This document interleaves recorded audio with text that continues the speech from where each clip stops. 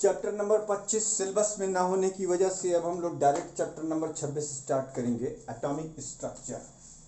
इसमें भी बहुत कुछ डिलीटेड है। एटॉमिक स्ट्रक्चर ये आपका चैप्टर नंबर 26 है। इसमें एक फेमस 11th का टॉपिक हम यहाँ पर स्टार्ट करेंगे, जो कि जीगर मार्सडेन नाम के दो साइंटिस्ट ने मिलकर एक एक्सपेरिमेंट परफॉर्म किया था। वो experiment alpha particle scattering experiment के नाम से जाना जाता है। देखिए, उस अल्फा पार्टिकल स्कैटरिंग एक्सपेरिमेंट, तो इसी को कहते हैं जीगर मार्सडेन का एक्सपेरिमेंट।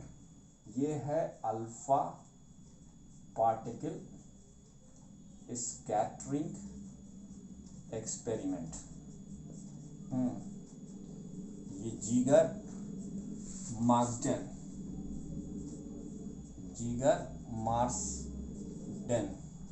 एक्सपेरिमेंट है, राइट।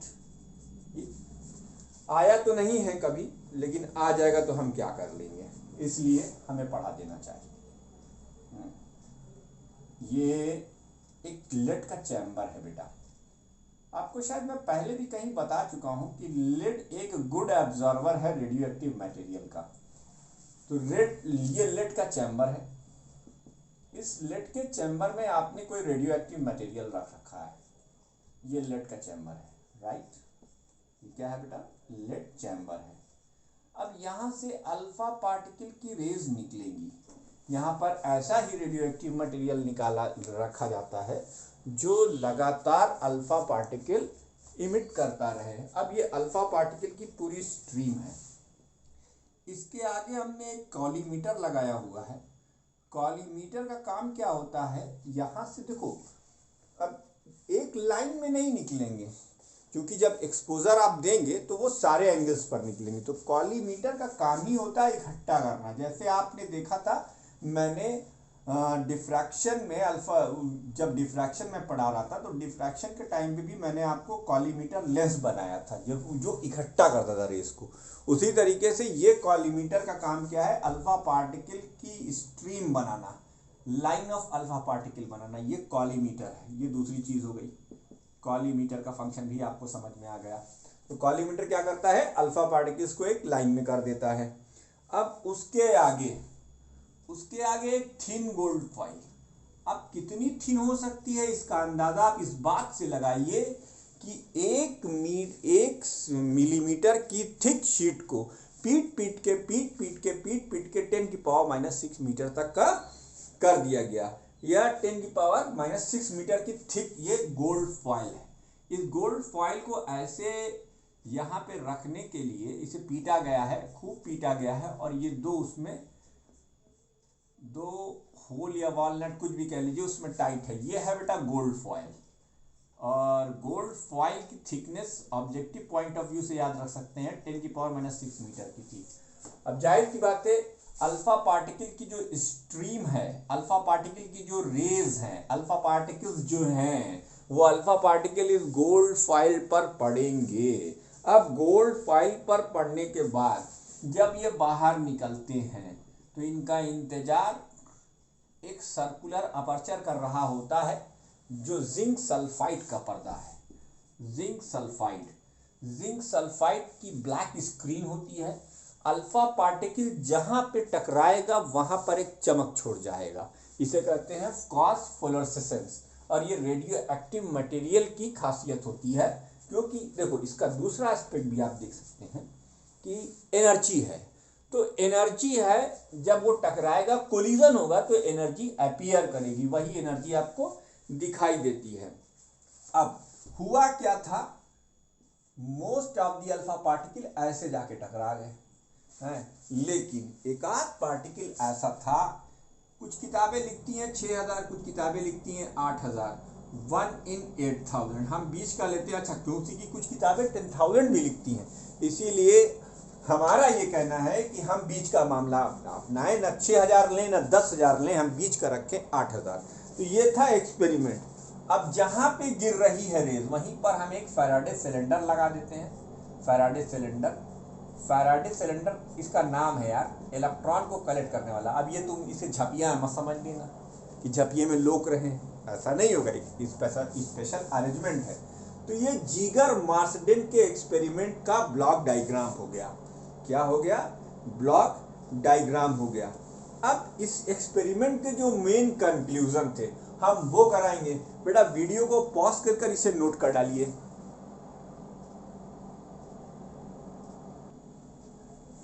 अब देखते हैं इसका कंक्लूजन क्या निकला। अब इसका कंक्लूजन निकालने के लिए हम एक दूसरे डायग्राम का सहारा लेंगे, फिर आपको बताएंगे कि इसका कंक्लूजन क्या था। तो जीगर मार्सडेन एक्सपेरिमेंट आपने वीडियो को पॉज करके नोट किया होगा। अब उस एक्सपेरिमेंट में क्या होता है, मेन थीम यही है कि अल्फा पार्टिकल को आप गोल्ड एटम के अगल बगल से गुजारने की कोशिश कर रहे हैं और फिर देखना चाहते हैं कि क्या हुआ। अब उसका कंक्लूजन जो है उसको पूरी तरीके से समझने के लिए हमें एक और डायग्राम बनाना चाहिए। ये देखिए, ये है वो डायग्राम जो हम बनाना चाहते हैं। इस डायग्राम में ये पेरिफेरी है ऑफ एटॉम। एटम को हम स्फेरिकल शेप का अज्यूम करते हैं, हालांकि ओरिजिनल शेप क्या है किसी को नहीं मालूम, लेकिन फिलहाल।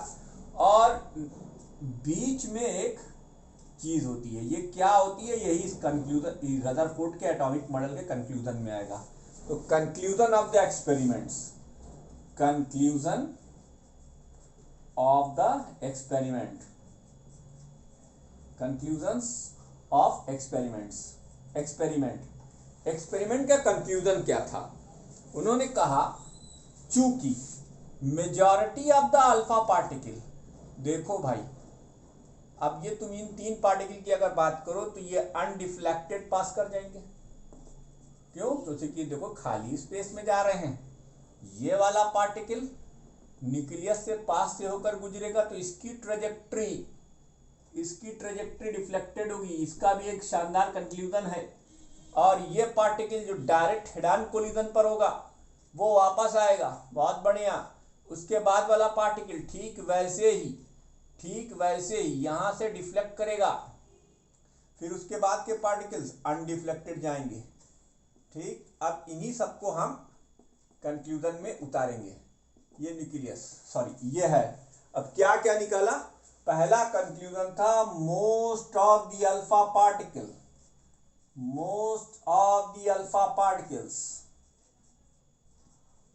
passes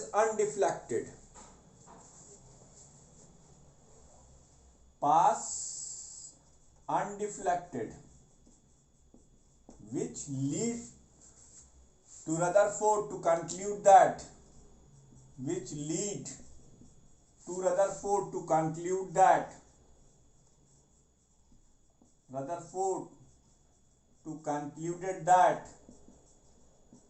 atom is nearly hollow inside, या atom is mostly hollow inside.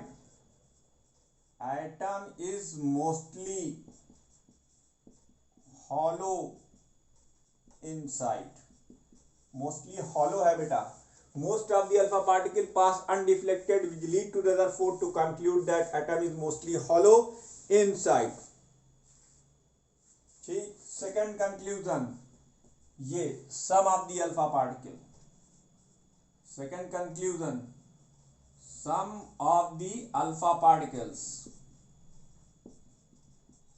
is scattered through small angles, या sum of the alpha particles were deflected through small finite angle, small angles and their distribution is finite. Its distribution was definite. क्या था? Definite था। Distribution definite. मैं definite की spelling सही लिख रहा हूं, नहीं तो माफ करिएगा। अच्छा, ये डिफ्लेक्शन क्यों हुआ? जैसे ये खाली जा रहे थे, ये खाली क्यों नहीं गया? Alpha particle positively charge particle होता है, फास्ट मूविंग हीलियम न्यूक्लियस के इक्विवेलेंट होता है। यानी 2 इलेक्ट्रॉन अगर आप हीलियम से निकाल लेंगे तो वो अल्फा पार्टिकल की तरह बिहेव करने लगेगा, या अल्फा पार्टिकल हीलियम न्यूक्लियस की तरह बिहेव करने लगेगा। हीलियम के न्यूक्लियस में 2 प्रोटॉन होंगे और 2 न्यूट्रॉन होंगे, उनके पास कोई इलेक्ट्रॉन नहीं होगा। बात समझ में आ गई। तो ये अल्फा पार्टिकल डिफ्लेक्ट किए और उनका डिस्ट्रीब्यूशन डेफिनिट था। ठीक है। तो since alpha particle is positively charge, alpha particle is positively charge, the part of the atom, hence the part of the atom,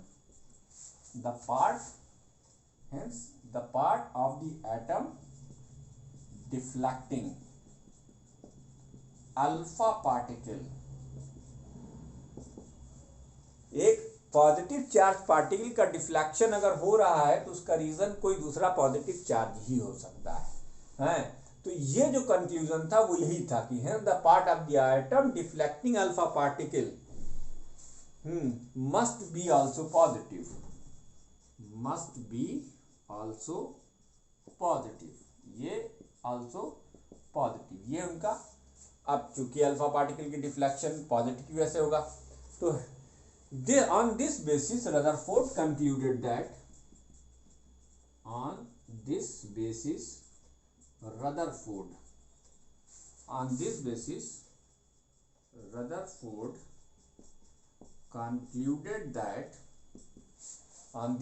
Rutherford concluded that the whole of the positive charge, the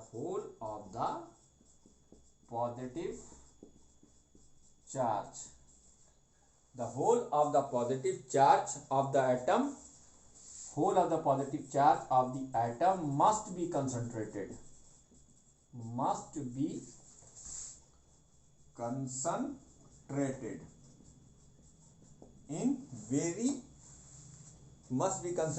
in a very small space,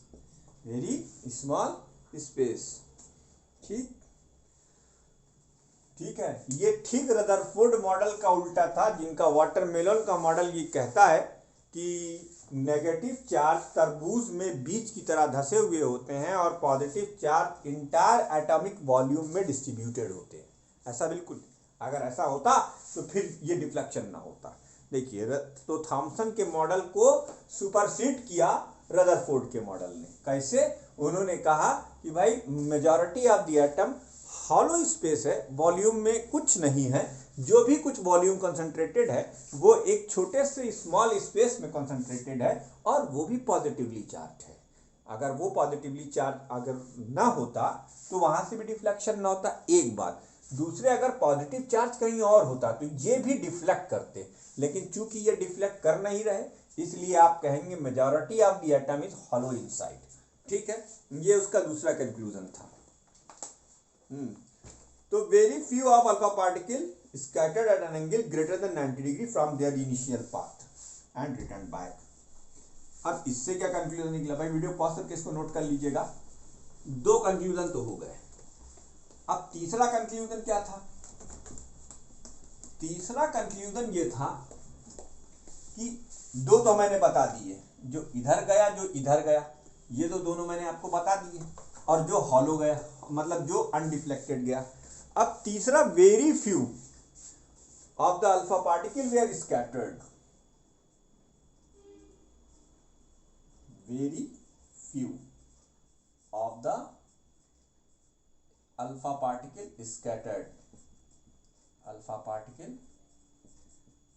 scattered through the angle greater than 90 degree, scattered through angle 90 degree and returned back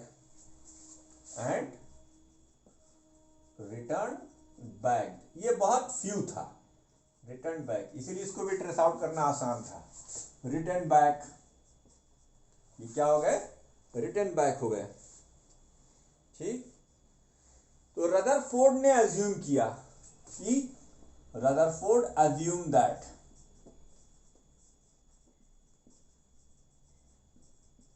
Rutherford assumed that at the center of the atom,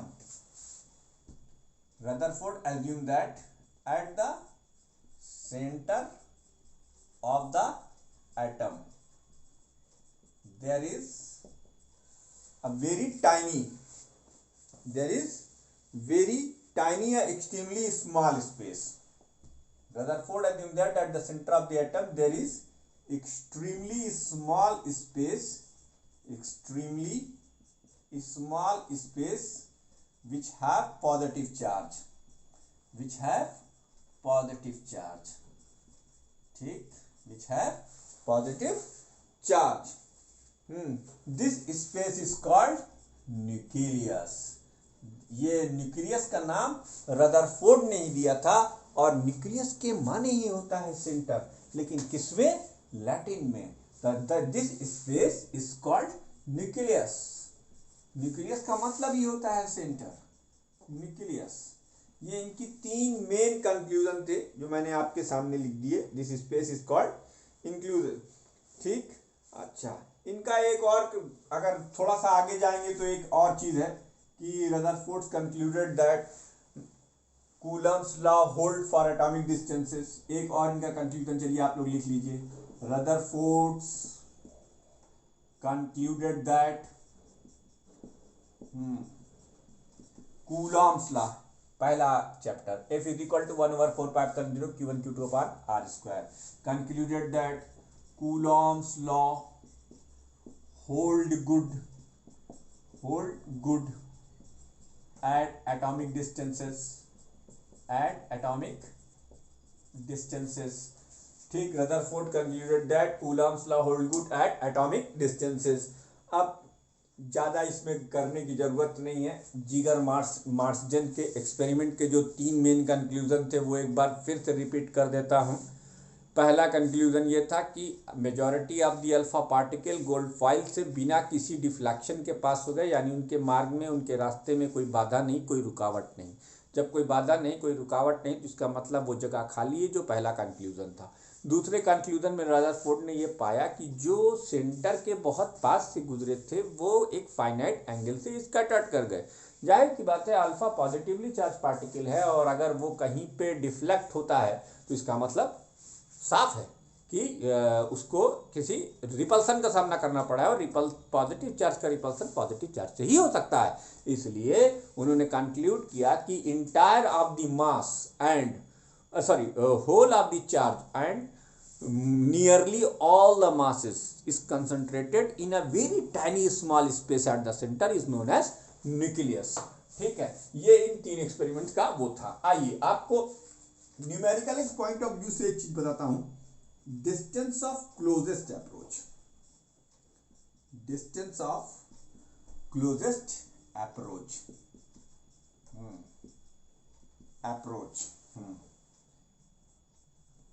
the distance of alpha particle from the nucleus at which the entire kinetic energy of alpha particle is converted into the potential energy of alpha particle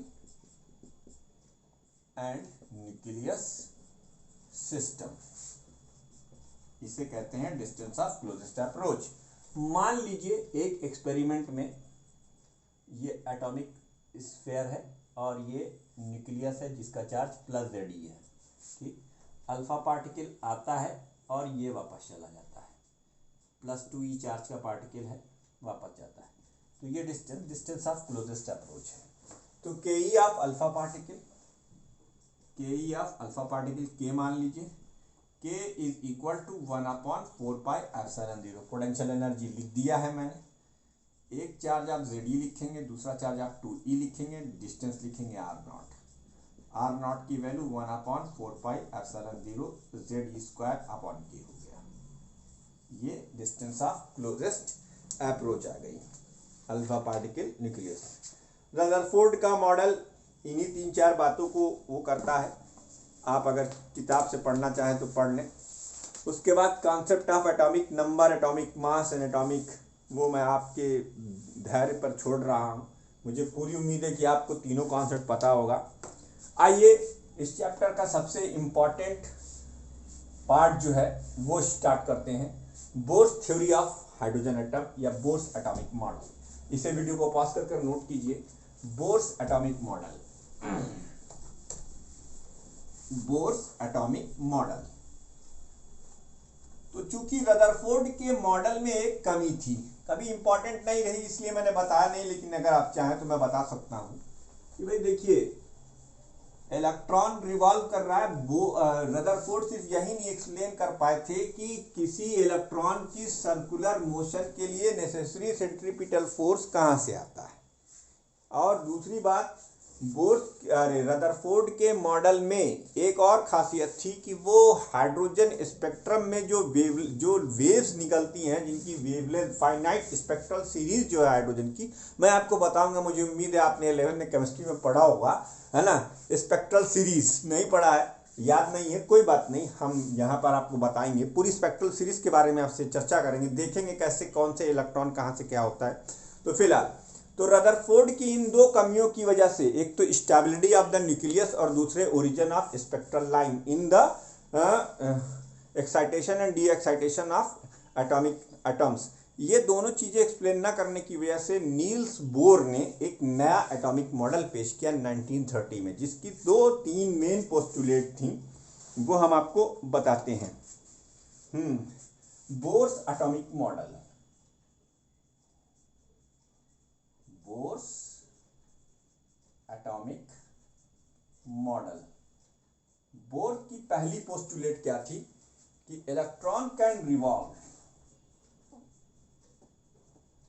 electron can revolve only in those orbit, only in those orbit whose angular momentum, only in those orbit whose angular momentum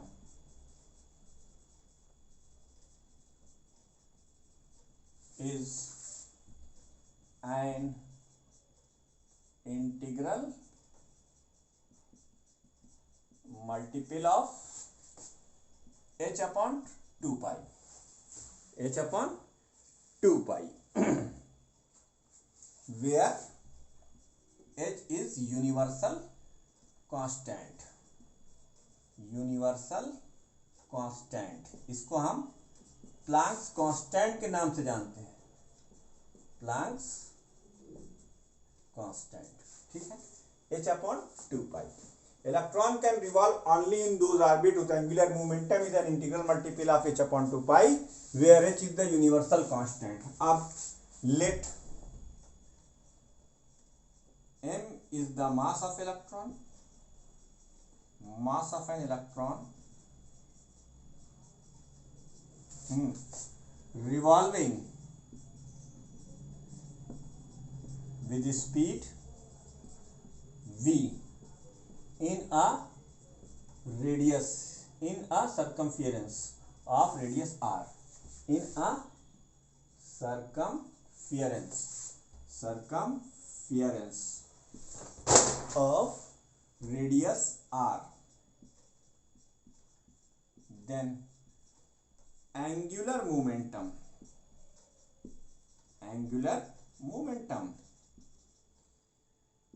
m vr, इसकी value nh upon 2 pi. इसे कहते हैं Bohr's की frequency quantization condition, Bohr's quantization condition,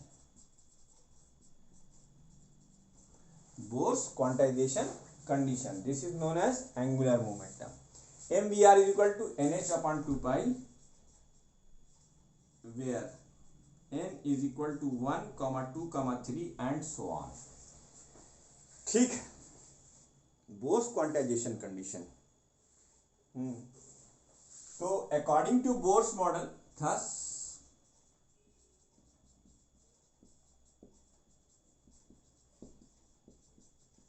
according to Bohr's model, electron can revolve only in certain discrete orbit. Electron can revolve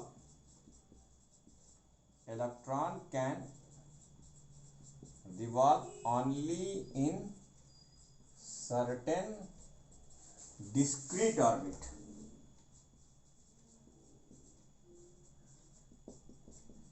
known as stationary orbit. ये है इनकी पहली postulate की पूरी कहानी कि भैया इलेक्ट्रॉन एक डेफिनिट सर्किल में ही चक्कर लगाता है। चक्कर लगाते समय उसका एंगुलर मोमेंटम जो होता है वो mvr nh/2π के बराबर होता है। ये इसकी पहली पोस्टुलेट थी। अब बोर्स की जो दूसरी पोस्टुलेट है वो बताता हूं आपको। ये नंबर 1, बेटा वीडियो को पॉज करके इसे नोट कर लीजिए आप हमेशा की तरह। तो इसके बाद जो दूसरी पोस्टुलेट है, while revolving in those orbit electron does not absorb, do not radiate energy। Second लिखेंगे while revolving in those orbits electron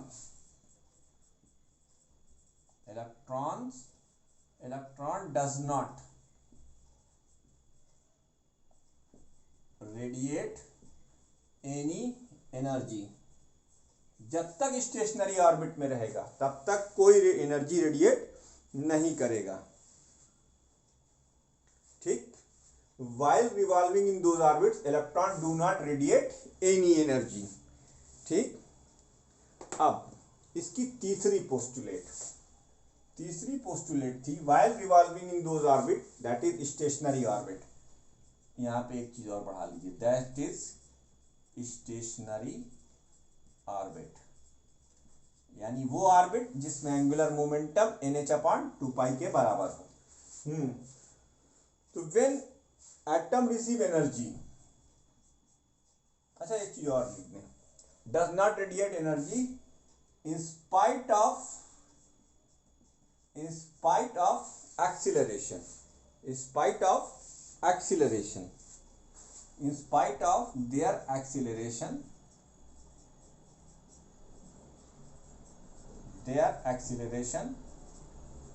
towards the center। ठीक, ये दूसरी पोस्टुलेट कंप्लीट हुई।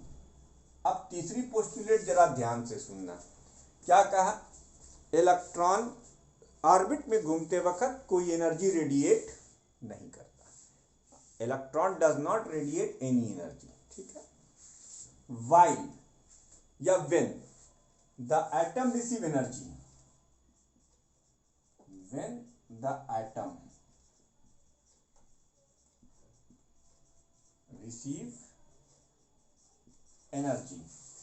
the atom receive energy from outside,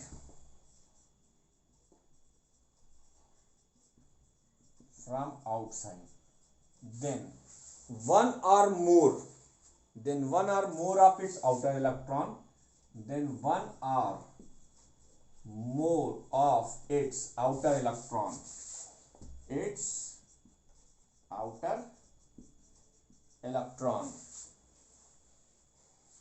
leaves its orbit and goes to any higher orbit। अरे भाई, आपको कूदने के लिए एनर्जी चाहिए, एनर्जी आपको मिल गई, इलेक्ट्रॉन को एनर्जी मिल गई। अब इलेक्ट्रॉन जंप करेगा तो जंप करके किसी हायर ऑर्बिट में जाएगा, goes to any orbit of higher energy level. ठीक है, higher orbit, any higher orbit. ठीक, state of the atom is called excited state. अब ये state of the atom, state of the atom is called excited state.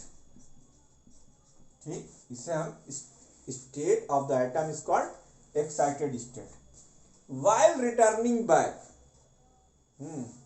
while returning back, अब जो energy evolve होती है वो कैसे, according to Bohr's frequency quantization, frequency condition, तो according to Bohr's frequency condition,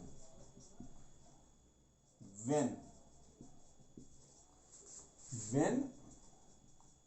an electron make a jump from any higher orbit to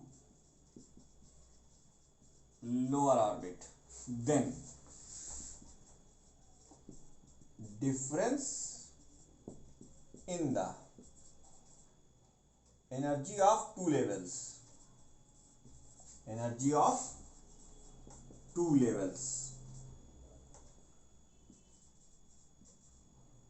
is equal to the, when a turn make a jump, make a transition, jump मत लिखिए, make a transition लिखिए, make a transition from any higher orbit to lower orbit, then difference in the energy of two levels is equal to the energy of emitted photon, emitted photon. Let En1 and En2 are the energies of lower and higher orbit. Let En1 and En2 are the energy of lower and higher orbit. Let En1 and En2 are the energies of lower and higher orbit.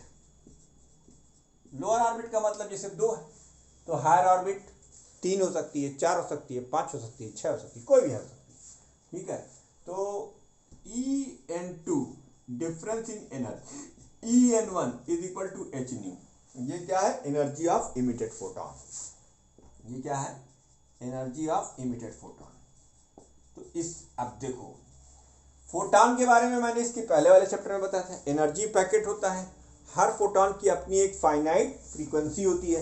तो जब एक electron एक state से दूसरे state में transition करता है तो एनर्जी का डिफरेंस आता है, वो एनर्जी रेडिएट करता है, वो एनर्जी जो कि एटम ने रिसीव की थी आउटसाइड सोर्स से, उसी एनर्जी को वो रेडिएट करता है, क्योंकि एक्साइटमेंट की वजह से इलेक्ट्रॉन ट्रांजिशन करता है लोअर से हायर स्टेट में, लेकिन हायर से जब लोअर में वापस आता है तो भाई फिर वो एनर्जी उसको देनी पड़ेगी, वही एनर्जी आपको फोटॉन के टर्म्स में नजर आती है।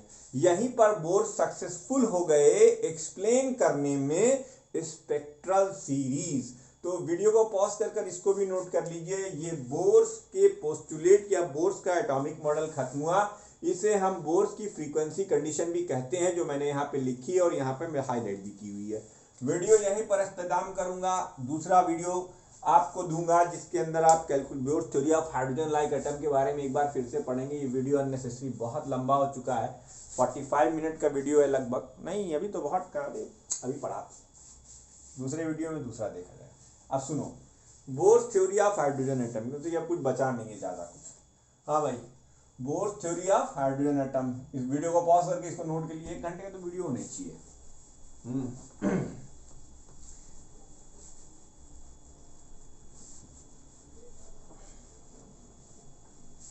अब बड़ा आसान है, कुछ चीजों को समझना आसान हो जाता है अगर आप दिमाग लगाएं। Bourse theory of hydrogen like atom, अब चिच्चा ने ये क्यों कहा, bourse theory of hydrogen like atom. तो अगर पीरियोडिक टेबल से पूछोगे तो हाइड्रोजन ही एक लौता ऐसा एलिमेंट है जिस बेचारे के पास न्यूट्रॉन नहीं होता, है ना, एक खासियत। दूसरी, एक प्रोटॉन रखता है, एक इलेक्ट्रॉन रखता है। तो यानी बोर की जो theory of hydrogen like atom थी उसमें शर्त क्या थी कि भाई आप जो भी एटम कंसीडर कर रहे हैं, जैसे मान लो फॉर एग्जांपल आपने सोडियम ले लिया। अब सोडियम का एटॉमिक नंबर क्या है? 11। सोडियम का एटॉमिक नंबर हमें ये सजेस्ट करता है कि उसके पास 11 इलेक्ट्रॉन है। अब 11 इलेक्ट्रॉन है, ओहो, तो अगर उसे हाइड्रोजन लाइक एटम बनाना है तो फिर आपको कोई एक ऐसी मशीन जुगाड़ करनी पड़ेगी जिससे कि आप उसके 10 इलेक्ट्रॉन बाहर निकाल लें, क्योंकि बोर्स की थ्योरी तो सिर्फ सिंगल इलेक्ट्रॉन सिस्टम के लिए ही वैलिड थी। बस यही वजह है कि इसका नाम bourse theory of hydrogen like atom रखा गया। लेकिन आपको चिंता करने की बिल्कुल जरूरत नहीं है, मैं इसको एक जनरलाइज वे में पढ़ाऊंगा, उसके बाद हाइड्रोजन के लिए स्पेसिफिक कर दूंगा। आइए देखते हैं। Let m is the mass of revolving electron with speed vn in the orbit of radius rn। हमने सब जनरल कर दिया, rn around a nucleus of charge Ze। देखिए ये चित्र है, ये न्यूक्लियस है, इसका चार्ज Ze, इसके चारों तरफ इलेक्ट्रॉन चक्कर लगा रहा है, Rn, ठीक। मास m मान लीजिए, वेलोसिटी v मान लीजिए। तो आपको अच्छे से पता है F सेंट्रीपिटल ये प्रोवाइड करेगा F इलेक्ट्रोस्टैटिक। अब F सेंट्रीपिटल की वैल्यू क्या होगी? m vn square upon Rn। F electrostatic की वैल्यू क्या होगी? 1 upon 4 pi epsilon 0 Ze into ई अपॉन Rn का स्क्वायर। ये कूलम्बियन फोर्स आ गया, ठीक है, ई। इसको बेटा अभी फिलहाल मत छेड़ो, इसका नाम के रख लो और एक पावर काट लो और इस इक्वेशन को फिलहाल यूं रख दो। एम वी एन का square is equal to 1 upon 4 pi epsilon 0 Z E square upon R N. ठीक, कंफ्यूजन ना क्रिएट हो इसलिए हम यहाँ पे लाइन खींच रहे हैं। अच्छा, अब according to Bohr's frequency condition, अरे sorry quantization condition, according to Bohr's quantization condition, quantization condition, Bohr's की क्वांटाइजेशन कंडीशन ये कहती है कि angular momentum m we n r n is equal to n h upon 2 पाई। तो यहां से तुमको वी एन की वैल्यू एन एच एक तरफ रखो बेटा और 2 पाई और एम आर एन ये उठाकर इसका नाम इक्वेशन नंबर 1 रख दो, इसका नाम 2 रख दो। सब्स्टिट्यूटिंग वी एन फ्रॉम 2 इन 1, 2 से उठाकर 1 में सब्स्टिट्यूट करिए, देखिए क्या मिलता है। m टाइम्स वी एन की वैल्यू हम रखेंगे N square H square upon 4 pi square M square R N square. अच्छा, इसको हम के मान लेंगे, छोटा वाला के, 1 अपॉन 4 पाई एप्सिलॉन 0 को हमने के मान लिया, Z square upon R N. अब देखो एक पावर एन की यहां से कैंसिल, एक पावर आर एन की यहां से कैंसिल, ये आर एन उठाकर क्रॉस मल्टीप्लाई करो और बाकी चीजें उसमें ले आओ, देखो क्या आता है वैल्यू। आर एन क्या निकल कर आता है, जनरल एक्सप्रेशन आपका आ चुका है, एक आर एन बचा। अच्छा, एक स्टेप और बढ़ा देते हैं, N square H square divided by 4 pi square M है, और 1/k भी इधर ले आए और z भी इधर ले आए, और जो ई स्क्वायर था वो भी इधर ले आए, इधर क्या छोड़ा, केवल आर एन। अब इसको जरा सा तमीज से लिख लेते हैं। तमीज से कैसे लिखना है देखिएगा। आर एन की वैल्यू बेटा, ये एन स्क्वायर और जेड ये एकदम अलग जात के प्राणी, इनको अलग कर डालो है, क्योंकि कि देखो जेड एटॉमिक नंबर है, ये सबके पास अपना अपना होता है, हाइड्रोजन से लेके यूरेनियम तक 1 से 92, उसके बाद आप जानते हैं स्टेबल नहीं होते। और ये तो एन स्क्वायर अपॉन जेड हमने एक ब्रैकेट में लिखा, इसके बाद हम एच स्क्वायर, देखिए मैं याद करने का तरीका बता रहा हूँ, 4 pi square M E square एक ब्रैकेट में लिख लिया, ठीक है, 4 pi square M E square एक ब्रैकेट में लिख लिया, और ये जो हमारा छोटा वाला के है इसको हमने बाहर ही रखा। अब ये आ गया मोस्ट जनरल एक्सप्रेशन, ये क्या आ गया, मोस्ट जनरल एक्सप्रेशन है बेटा, इसको आसान है याद करना। आर एन की value N square upon Z H square 4 pi square M square 1/k। अच्छा, इसे वीडियो को पॉज करके आप नोट कर लीजिए, मैं 1 सेकंड के लिए हट रहा हूँ, वीडियो को पॉज करके नोट कर लीजिए, मैं लास्ट का नहीं मिटा सकता। अच्छा, ये वाला इक्वेशन ध्यान में रखना, अभी एक जगह पर यूज करूंगा, इक्वेशन नंबर 1 ध्यान में रखिएगा। तो आइए बढ़ते हैं आगे, इसके आगे की कहानी सीखिए। अब थोड़ा सा इसमें ये चित्र भी हम मिटा देंगे, जरूरत नहीं है हमें इसकी, बस इक्वेशन नंबर 1 ध्यान में रखना। इक्वेशन नंबर 1 जो हमने करा भैया, फॉर हाइड्रोजन, बहुत बढ़िया, फॉर हाइड्रोजन। अब हाइड्रोजन के बारे में तो सब जानता है, बेचारे के पास पहली ऑर्बिट 1 होती है और इसका जेड भी 1 होता है, ठीक है। अच्छा, तो R1 इसी को बोर रेडियस कहते हैं, 1 का स्क्वायर अपॉन 1 हुई, इसकी वैल्यू 6.6 इंटू 10⁻³ का whole square divided by 4 into 3.14 का whole square into 9.1 into 10⁻31 into 1.6 into 10⁻19। बहुत बढ़िया, और ये पहले एक बार निकाल दूं, और इसकी वैल्यू आप 1/9 इंटू 10⁹। जब आप ये सब कुछ सॉल्व करेंगे तो पहली बोर रेडियस हाइड्रोजन के लिए वो 0.53 इंटू 10⁻⁻10 मीटर या 0.53 एंगस्ट्रॉम आती है, ये कहलाती है बोर रेडियस, जो चिच्चा बोर ने खुद कैलकुलेट किया था, बोर्स रेडियस, ठीक है भाई। अब घबराओ मत, ये पहला हुआ। अब अगर हम इसका जनरल एक्सप्रेशन लें फॉर nth ऑर्बिट, अब यहीं से देखो, एक पहले एक एक चीज धीरे धीरे, पहले अब हाइड्रोजन के लिए कर रहे हैं, तो for nth orbit, for nth orbit, अब तुम्हें ये याद रखना है कि ये तो पहली ऑर्बिट है। अच्छा, इसको R1 के R0 भी कुछ किताबें लिखती, जो तुम्हारी इच्छा करे लिख लेना बेटा। 53 इंटू 10⁻−10 का -10, ये हो गया बेटा। देखो n स्क्वायर कहाँ है, ऊपर है ना, n स्क्वायर।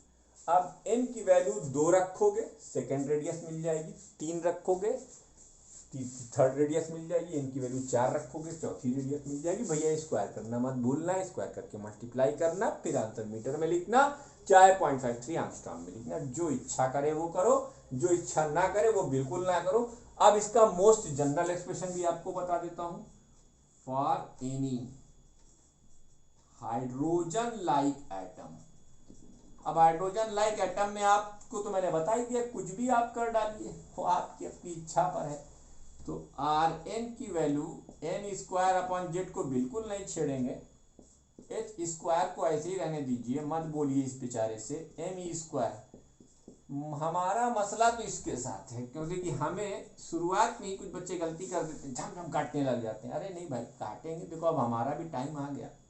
4 पाई स्क्वायर, 4 से 4 कटा, बहुत बढ़िया है, पाई की एक पावर कैंसिल हुई, कहीं और अच्छी बात है।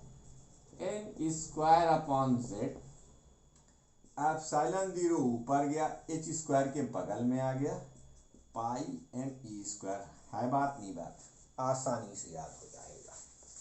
ये मोस्ट जनरल एक्सप्रेशन है, N square upon Z into epsilon 0 H square pi M E square. ठीक है बेटा। अब आइए आपको एक और चीज बताते हैं। बोर्स थ्योरी में दूसरी चीज जो है वो velocity of electron in inner stationery orbit. बेटा इसको वीडियो को पॉज कर इसे नोट जरूर कर लीजिएगा।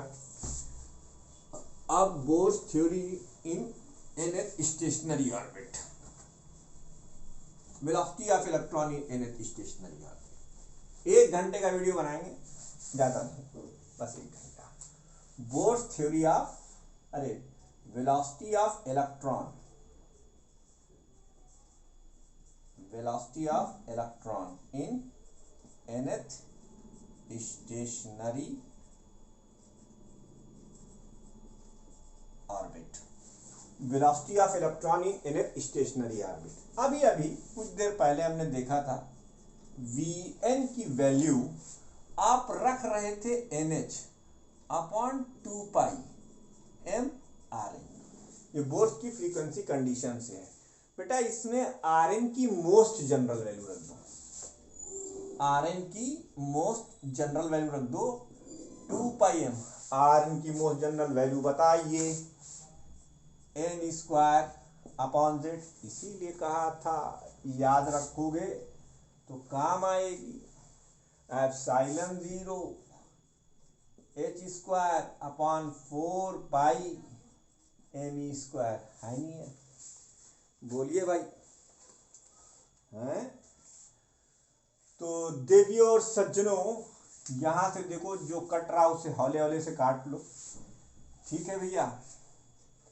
तो पाई से पाई धराशाही, एम से एम धराशाही, हाँ, और 2 to the 4 धराशाही। एक एन की पावर भी कैंसिल और एक एच की पावर भी कैंसिल। बहुत बढ़िया। तो बचा क्या? Vn is equal to Z upon N, एक ब्रैकेट में आ गया। अब क्या बचा है? E square upon epsilon 0 H. ओहो, इतना आसान हो गया। एप्सिलॉन 0 एच यानी nth ऑर्बिट में। अब यहीं से समझ में आता है Vn is inversely proportional to n for hydrogen atom. अब देखो फॉर हाइड्रोजन के लिए निकाला जाएगा। फॉर हाइड्रोजन एटम n की वैल्यू 1 और z की वैल्यू 1। ये जनरल एक्सप्रेशन आ गया बेटा। n की वैल्यू 1 और z की वैल्यू 1 रखेंगे तो v1 यानी वेलोसिटी ऑफ इलेक्ट्रॉन आ जाएगी। ये ई स्क्वायर अपॉन एप्सिलॉन 0 एच है। अरे आप जानते हैं इसको अगर आप सॉल्व करेंगे तो ये एडजस्ट होकर इसमें बदल जाता है, C/137। और C/137 को आप फाइन स्ट्रक्चर कांस्टेंट के नाम से जानिए। C/137 क्या कहलाता है? ये कहलाता है fine structure constant, fine structure constant है। तो अब देखो इसके टर्म में जनरल फार्मूला क्या हो गया? Vn is equal to C/137 into 1/n, where C is equal to 3 into 10⁸ metre per second. ठीक, 3 into 10⁸ metre per second. 50 minute का वीडियो हुआ है और हम बोर्स थ्योरी के अंतिम चरण की ओर बढ़ चुके हैं। अंतिम चरण। ठीक।